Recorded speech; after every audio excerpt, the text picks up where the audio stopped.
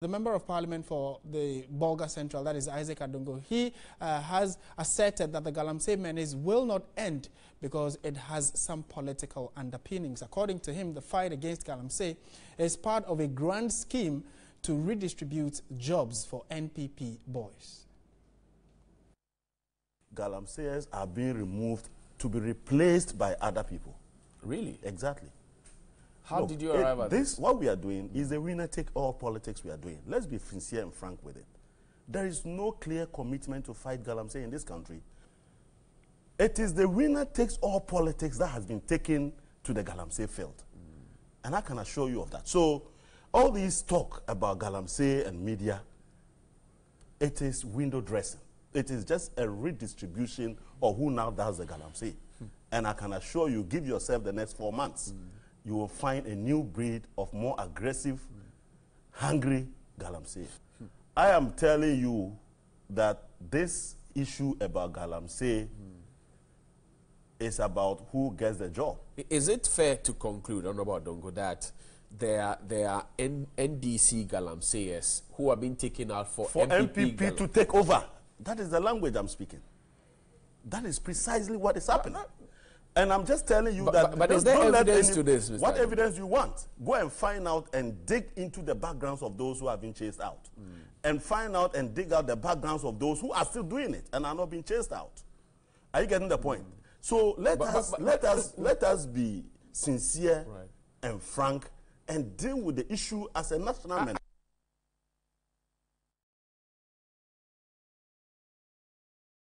All right, so let's dig deeper into this allegation being made by the Member of Parliament for Bolga Central. We've been joined on the line by Madam Barbara Otinje. She is the Deputy Minister for Land and Natural Resources. Madam, good afternoon to you. Thank you for joining us. Unfortunately, the line seemed to have dropped. But those are very damning allegations being made by the Member of Parliament. He is saying that government's attempt to fight Galamsey is just a funny redistribution of what is already ongoing. So they are just sacking NDC people who are involved in Galamsey. That in itself is an indictment on NDC and the Member of Parliament, that you have people in your party engaging in an illegality. So you knew about it. But now the allegation he's making is that they are taking the NDC people out and bringing in NPP people to come and take on the illegality. So when we do get, okay, I'm told Madam Barbara Otinje has joined us. Madam, good afternoon. Thank you for joining us. Hello, Madam Otinje. Yes. Yes, good afternoon. Thank you for joining us. This is TV3, and the Member of Parliament for Bolga Central has raised some allegations saying that government's fight against Galamsey, where there's been a suspension of license issuance and the fact that some machinery have been seized, is all a ploy to redistribute and give permit to NPP people to undertake the illegal activity of Galamsey. Has this come to your notice, and is this something that should be given some credence? Well, I'm not aware. This has not come to my attention. But I believe that this statement lacks any basis because we are all confronted with this dire situation of illegal mining. And successive governments have tried to deal with it. We know the activities that the former government itself undertook. And in fact, the board of the Minerals Commission even tasked the Secretariat to come out with various activities that can be undertaken to curb the illegal mining. And one of the things they raised was the fact that they should put a hold on issuing of licenses. So this even putting a hold on issuing of licenses was even raised before this new administration came into power. So I don't see how somebody can now turn around and accuse this government of using it as a ploy to issue licenses to its favorites. He has given indication that all those who have been asked to stop, and then the machines that have been moved away from some of the major Galamsey sites are NDC people. Are you able to tell us whether or not you have the party affiliation of these persons? We don't have the party affiliation of anybody. I don't think that when somebody applies for a license to undertake small-scale mining, anybody will ask him for his party affiliation. All we know is that some of the licensed small-scale miners are even undertaking activities akin to illegal small-scale mining. In order to sanitize the entire system, we have asked that all activities come to a halt. We will issue new licenses. We are going to evaluate all licensed operators and put them on the right track. That is what the ministry is going to do. So this issue of some people being NDC supporters and therefore they are being targeted, I think that we shouldn't do that. Right. This is our country, and we love our country, and we want the best for our country. And my final question would be, how soon are we looking at starting the issuance of licenses? We know for now that there has been a suspension of it. At the moment, I cannot say, because we need to evaluate all those who have been issued with licenses and see what is actually on the ground before we determine the way forward. So until that exercise is concluded, I cannot say when we will resume issuing of licenses. Thank you. Thank you very much for speaking with us, Madam Barbara Otinjesi. She is Deputy Minister in charge of Lands and Natural Resources. And certainly this issue is gathering momentum, gathering some storm. In the subsequent bulletins, we'll bring you the various reactions that we will be getting to it. This is still Midday Live on TV3. Let's turn attention to some other stories now. And the Social Security and National Insurance Trust, SNIT, has confirmed that engineers and planners have settled the debt, the indebtedness that was owed them. This follows earlier media reports that the company had been dragged to court for its refusal to pay the Social Security contributions to its workers. Corporate Affairs Manager with SNIT, Eva Amegashi, confirmed to TV3 Business that Engineers and Planners has fulfilled its liabilities. Her confirmation corroborates an earlier statement by the company that it has fully paid all outstanding debts with SNIT. On December 22, 2016, SNIT entered into a negotiated agreement with Engineers and Planners, ENP, over the non-payment of 1.6 million cedis, as it does with all clients for the payment of arrears of Social Security contributions. By the terms of the agreement, ENP were required to make a 12-monthly installment commencing February this year to January 2018. As of April 28, 2017, ENP had made a total payment of over 2 million cedis in full satisfaction of all outstanding arrears and penalties. SNIT wrote to ENP on March 2 this year to serve notice that it has abrogated the negotiated agreement due to failure of the company to make payment for February 2017 as a result of 2 days of delay in paying the first installment. ENP informed SNIT that it had made efforts for payment for February as agreed, but for unexpected delays in their receivables on current contracts. On April 13, a summons was issued to ENP to appear before the district court on April 29, 2017 to answer a complaint of failing to pay SNIT contributions of 668,754.75 cedis and a penalty of 387,709.31 cedis, totaling 1,056,464 cedis. Corporate Affairs Manager at SNIT, Eva Amegashi, confirmed to TV3 Business that Engineers and Planners has fulfilled its liabilities. Her confirmation corroborates an earlier statement by the company that it has fully paid all outstanding debts with SNIT. Now let's go to the northern part of the country. The Yape Bridge in the northern region will be closed to traffic later today by the Roads and Highways Minister for maintenance works. The 30-day dusk to dawn closure forms part of a repair work that would be undertaken following some structural defect realized on the bridge. The Yape Bridge was constructed in the 60s to end the patronage of ferries and canoes on the Volta Lake. The bridge, though appears strong from the outside, have developed severe cracks on the concrete layers from beneath.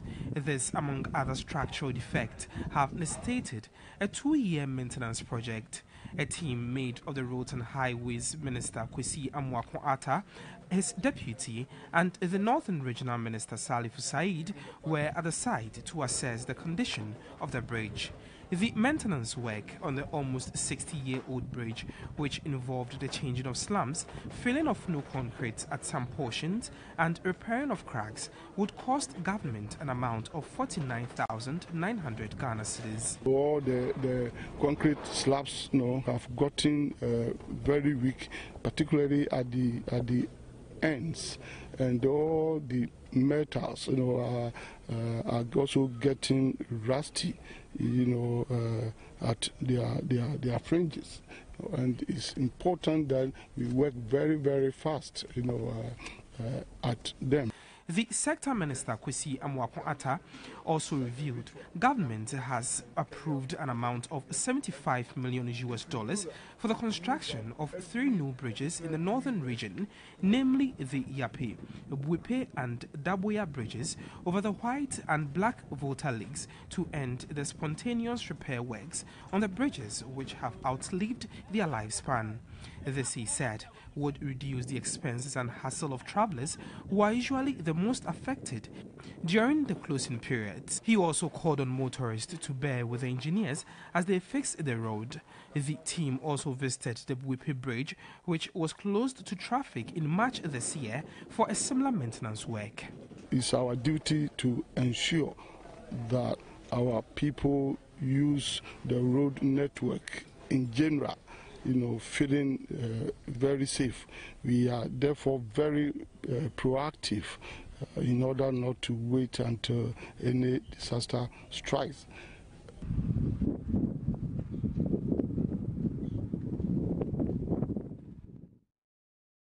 All right, so that bridge will be closed later today. We are told that it is going to be from 6 p.m. to 6 a.m. Our reporter Zubaida has joined us on the line. Zubaida Ismail, good afternoon to you. Thank you for joining us. Good afternoon, Martin. What can you tell us with regard to activity right now around the bridge? Yes, what I can say is that currently there is free flow of traffic on the bridge, but then it wouldn't last the whole day because at 6 p.m. Traffic is going to be closed, and so drivers and passengers may have to use other routes to access either Kumasi or Accra from either the northern region or the upper east and upper west regions. Now, I've been speaking to some drivers earlier today, and they see this one to be more worrying, but then they can't do anything because if it was the former one that was the prepared one, you could access Yape, then you go to the Damango Junction to Sola, to Chiman, then you come to Kumasi or Accra. But this time it is the very first bridge, which is the Yape bridge, and it is still within Tamale or the northern region. So it means that you have no option than to either come and use the eastern corridor. The bridge is so bad, especially today that we had a very heavy rains in the northern region, and so that is the worry of the of passengers and drivers here in the northern region. Right. That clearly tells us that this is a very important bridge, looking at the number of areas it connects to the northern region. What are the alternative routes that are being provided for motorists? Like I mentioned, Martin, there are no alternative routes. The only main alternative route that's aside the Kumasi Highway to Accra would have been the Damango Junction to Sola, to Bole, and then you connect to Techiman. But like I said, this bridge comes before the Damango Junction, so it means that you can't even access the Damango Junction currently. And so the only option is for drivers to either come and use the Yendi, Bimbila, and Kwanta, and then to Tema Road, or they will have to go through Salaga, through Pandai, and access the northern border once again before. So currently the only option is for people to use the eastern corridor, and that, like I said, Martha, it is very bad, especially now that the rain. So if you're going to have continuous rain for the next 30 days, which is supposed to be the days that the maintenance work would last, then it means that passengers will have a tough time using these roads, and especially for farm produce to come from Burkina and other parts of the country. All right, thank you. Thank you very much, Zubeida Ismail. She is TV3's Northern Regional Correspondent with that update about the closure of the Yape Bridge. It will be closed at 6 p.m. tonight, but then will be open at 6 a.m. in the morning. That's going to happen for the next 1 month. Now, staying on roads, it was a hell of traffic at the Tema motorway, the Tema-bound part of the motorway, because of reconstruction and expansion works which is currently ongoing there. And my colleague Evelyn Tingma is there to give us an update of whether or not we still have the same level of traffic that was recorded last night, and then also what are the alternative routes. Evelyn, good afternoon. What can you report? They have given me a squad to take care of this. Up to now, they are also giving me a more time. The other day, 3 days today, that's the holiday. I have to pay the guy to do that drainage so that the water can flow, so that we can rake the rubbish out and burn it. You can see there. Let him see. You can see there. We burn some of the rubbish that we rake from this thing. This drainage is not going because of the car passing here, because the government drain here, not the cars to pass through to link to the motorway. But this is what is going on here. They bathe here, shit here, do everything here. We all live around here. If you say they, who are you talking about? He is going to coverage it. This is the kiosk over here. This is what is happening here. It's affecting my business. Customer doesn't come because of the sanitation is very poor here. Even we request for a dustbin that will give us so that we can heap Ebola. We pay for the Zoom lion will come for it. Nothing is done yet. The assemblyman is supporting me to solve this problem. Assemblyman for where? For Ajiringano. Yeah. So, but is it the assemblyman or Ajiringano municipality or Adenta municipality that gave you the land? We are under Adenta. The landowners are there, they are there, but we are under Adenta. For anything we call them, they assist us. Yeah. So they gave you the land over here? No, the land is given them by the landowners. That the land belongs to the gang. It belongs to them. They give us, not assembling give us this place. The landowners from Adenta give us this. Okay. But I can see that apart from the chop bar that you are operating, there are other businesses around. Yeah, the other business, also they come, I don't know how they come by, unless you contact them. I went in for a year to do a business. I went to the chief, he's giving it to me. So this is where I'm staying to take care of my kids and my family. But you complain that people do defecate and dump their feces here, they bath here. Can't you talk to them to stop it? This talk go on and on and on. When you come forward, they will just insult to give you name, landlord. They don't like any good things. When I'm fixing it, they are spoiling it. When I'm fixing it, they are spoiling. That's what they like. Because they are at the front there, I'm at the back here. They put everything at my side. So they don't care. So if you go there right now, you will never see anything. They dump every rubbish here. Where I'm in the front here. This is the problem. When we do it, they spoil it. When we do it, they spoil it. This is my problem. I'm crying for. Okay. So, but your stay here is legal? Exactly. It's not the right place for me now. But this is where I know one step before the other, from class 1 to class 2. I can never be here permanently. Do you understand me? This is where I start from. When the business booms, I know the way forward. You understand me? It's a starting point of life. Thank you very much. Right, so we have been speaking to a resident here, and he doesn't want to appear on camera. But these are the concerns that he has raised here.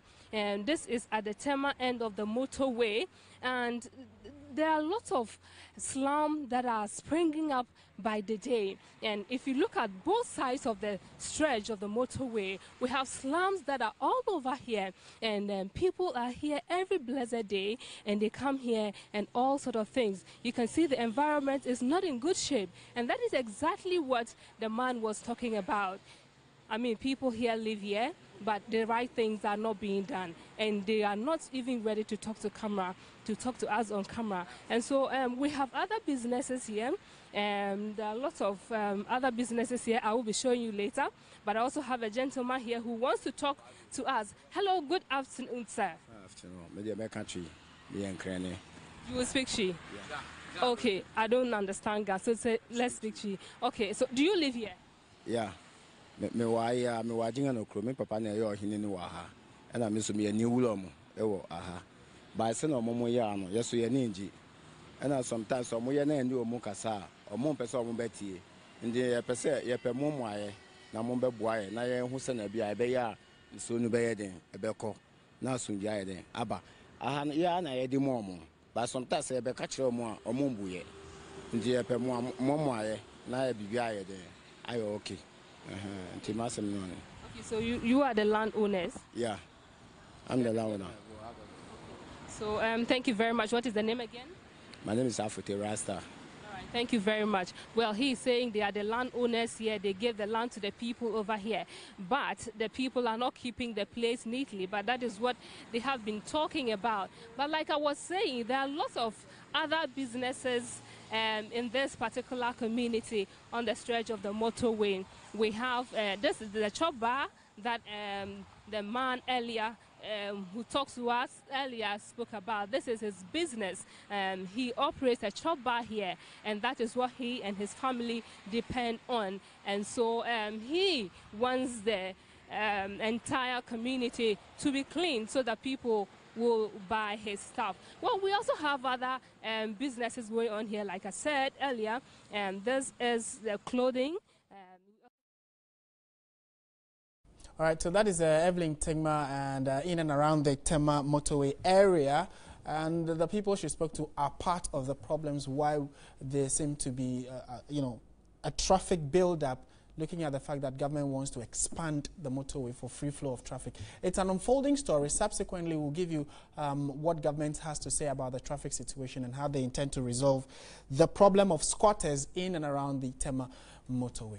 Let's shift our attention from that now. And a major issue that has gained high public attention in the past few months is the fight against destruction of Ghana's environmental resources, especially by illegal miners. This time around, though, the focus is not only on illegal miners, but generally Ghana's environment, with specific reference to our water bodies and fisheries, looking at the destruction on environment sources like water, drawing inspiration and lessons from the highly successful Bantai Dagat, which is a sea watch program of the Philippines. The Ministry of Fisheries and Aquaculture Development and the Fisheries Commission, in collaboration with the Ghana National Canoe Council, is establishing a Fisheries Watch Volunteers Program.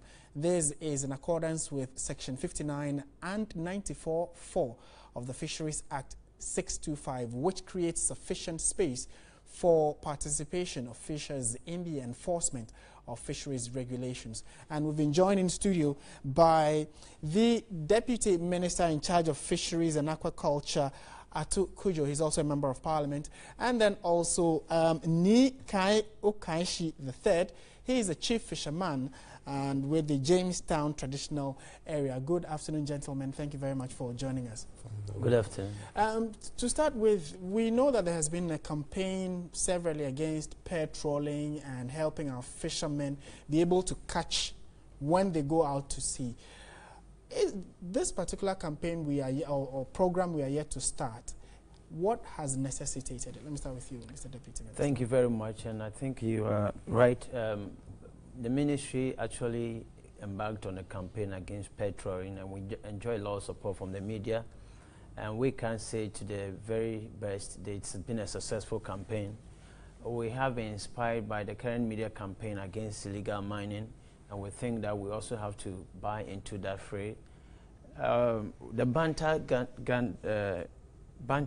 Gata program is a collaboration of fishermen and then the ministry, enforcement agencies, trying to police the sea.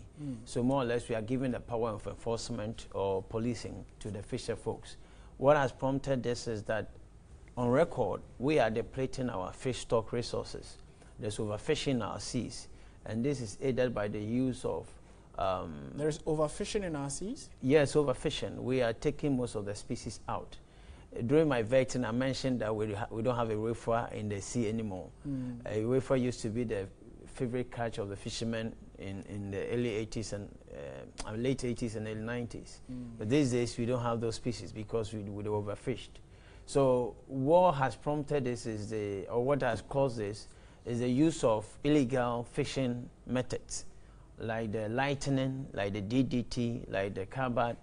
These are used to, get a lot of fishes. So it doesn't allow the fish to brood. So in most cases, even in the fishing, the supposedly peak seasons, it's more like off-season for our fishermen. And we think that fishing actually is a generational business. One generation engages in activity and they pass it on to the other people.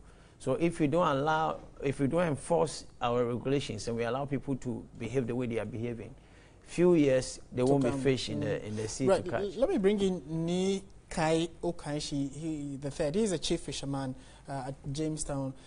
So, your outfit and fisher folk along the coastal belt of Ghana have persistently talked about light fishing and patrolling and all of that.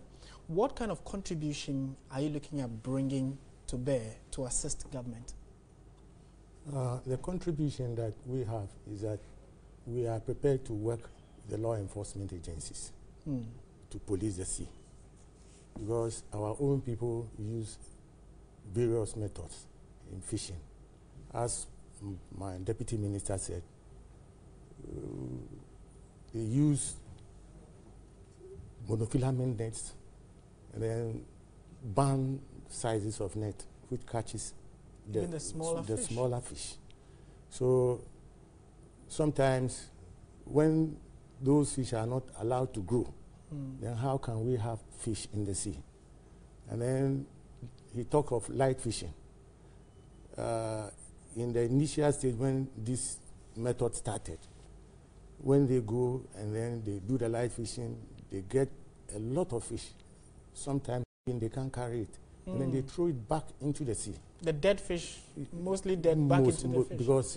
Because when you overload, if you don't take care, your boat will capsize. You see, so when they do that, all types of fish, the small ones and the big ones, they all come to the light. And then these but you've known this, and you know that it is your men who sometimes undertake this. Have you, in your own courts, arrested and tried or prosecuted these people? You see, there was a time our people took that initiative, and they wanted to enforce the law, but later they rather were sent to court because to ask, do they have such powers? You see, so that is the reason why right now with the law enforcement agencies, our people are prepared to help. Right. As he said, there's going to be a watchdog committee very soon, and we've attended a lot of lectures how to go about it. Talking of that banted dagger from the Philippines. So we are also trying to at least implement those measures here. Okay. Now, in conclusion, Mr. Deputy Minister Atu Kujo, when are we rolling this program out, and what form is it taking? Okay, thank you very much. We the minister is to launch this program at Adan on Friday, the 5th of this month. That's the day after tomorrow. We have trained these volunteer groups, giving them the necessary equipment. They have cameras with GPRS positions. They have binoculars, which are supposed to detect. If you take a camera, you take a shot, you can actually detect the position that the fisherman is. Yes. Then they are going to call, we have the FUE, the Fishing Enforcement Unit. They are small. The reason why we are bringing this is that the Fishing Enforcement Unit is a small force. Okay. So we have these fishermen patrolling the sea and also the beaches to arrest to detect and then report so that we can cause arrest. But of course, we have written to the police within the areas that we are going to start. We are going to inaugurate these 2 groups, the pilot groups, which is the Jamestown group and the Adan group on Friday. And then as we pilot and see how the program moves on, we can address the challenges and then try to take this to other areas as well. You have the Marine Police also part of this, right? Marine Police, they are in the enforcement, the FUE, the Fisheries Enforcement Unit. But this is mainly the volunteer group, fishermen, made up of fishermen. But we are backing them with the law. Like he said, initially they were arresting people, they didn't have the law on their side. Now we are backing them with the law. We have written to the police to make sure that they give them the space. We have identified not just any fishermen, identified respectable fishermen. within those fishing communities. Okay. Would TV3 be excited to be part of this campaign? Let me just say that we... For lack of time, we certainly would... no, what I wanted to say that we have taken a lot of inspiration, the support that the media has given to the fight against illegal mining. Okay. And we want you also to support us. Definitely. To drive this and make sure that we preserve our environment, the fishing stock, for the next generation. Thank you. Thank you. Me, I like fish, so I'll be excited to be part of this campaign. We've been speaking with the Deputy Minister in charge of Fisheries and Aquaculture, Atu Kujo, who is also Member of Parliament, and then also Nikai Ukaishi III. He is a chief fisherman with the Jamestown traditional area, and there's a campaign against all forms of illegal fishing activities in the country. And stay with TV3 as and when government rules this out, we would also let you know about it. All the bad people will be dealt with. Thank you very much, gentlemen, for joining us. And this is still Midday Live on TV3. We'll move on to some other stories now. What it is that Ghana maintained the 26th position in the 2017 World Press Freedom Index with no incident of abuse, making it the second best in Africa after Namibia. Eritrea, the worst performing African country, is 179th on the index. May 3, which is today, is set aside to celebrate the fundamental principles of press freedom as well as evaluate press freedom around the world. Here's a news desk report that we put together yesterday ahead of today. World Press Freedom Day was proclaimed by the UN General Assembly in December 1993 following the recommendation of the United Nations Educational, Scientific and Cultural Organization, UNESCO's General Conference. The day is also used to pay tribute to journalists who have lost their lives in the line of duty. The 2017 World Press Freedom Day is on the theme, Critical Minds for Critical Times, Media's Role in Advancing Peaceful, Just and Inclusive Society. The United Nations Secretary General, Antonio Guterres, has called for an end to all crackdowns against journalists. We need everyone to stand for our right to truth.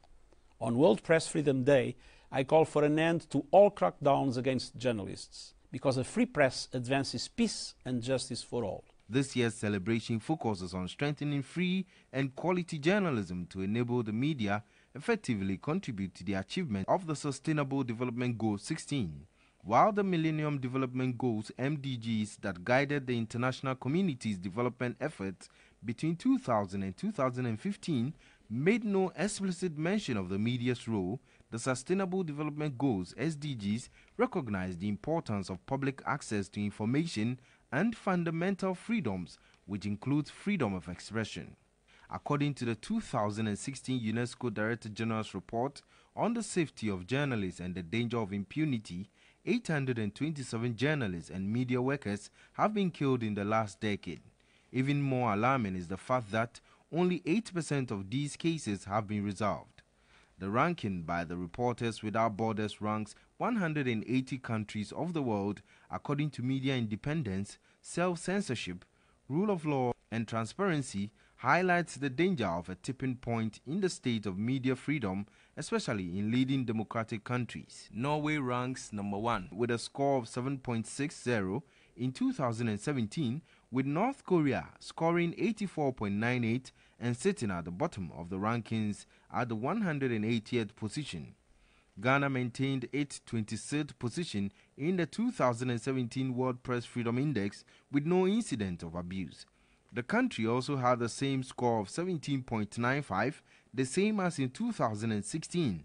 In 2016, Ghana dropped 4 places from 22 on the 2015 index to 26. Are journalists targeted for exercising their profession? What protection mechanisms exist for journalists? How effectively are attacks and violations against journalists investigated? The current state of safety of journalists worldwide is discouraging. All right, so happy World Press Freedom Day to all journalists. Let's keep the fire burning.